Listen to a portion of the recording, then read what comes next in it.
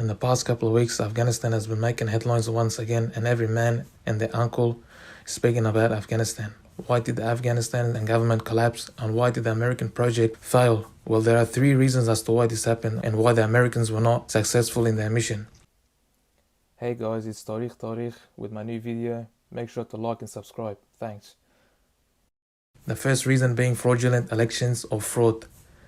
When the Americans first came into Afghanistan, they told the people, we are here to build a democratic state. There's going to be elections and you will have the choice or the power to choose your own leader, president. But unfortunately, none of that was true.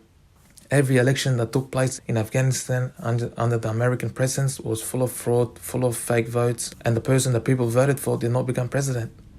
This led to the people not believing in the government, not believing in the elections, not believing that their vote meant anything. As we saw in the 2019 elections, out of a 30 million population, only 2 million voted, and most of those votes were fake too. Even going back to 2001 at the Bonn conference, where they were choosing someone to run the interim government, the participants, majority of them had voted for Abdul Sattar Sirat, but because of his ethnic background, he was not made the interim government leader. Instead, the Americans chose their own guy, Hamid Karzai. So as we can see, the Americans from day one were not genuine in what they were telling the people of Afghanistan. The second reason as to why the Afghan government collapsed was corruption. Corruption was so high in the government that it was out in the public eye.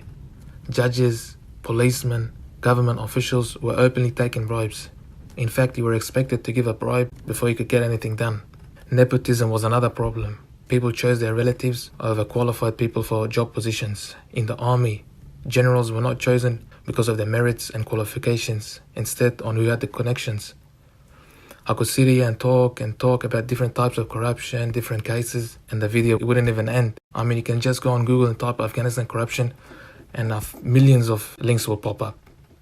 All this happened during the American presence, and the Americans knew about this, but they turned a blind eye to it and brushed it under their carpet. In the end, corruption got so high and became such a problem that it was irreversible, and as we saw, it led to the collapse. The third reason why the government of Afghanistan collapsed and why the Americans were not successful was because of the ethnic discrimination policies of the Afghan regime.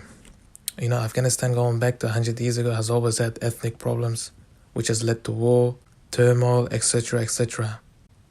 When the Americans established a new regime, from the first day it was hijacked by Pashtun nationalists. As a result, there was ethnic biases in the government, discriminatory policies in the government, where one ethnic group was favored over the other one. For example, the national anthem was in Pashto, when majority of the people in Afghanistan speak Farsi, around 80%, while only 30% can speak or understand Pashto. Another example being the Dari and Farsi issue, where the locals call their language Farsi, but in the government it's written as Dari. This caused a lot of problems.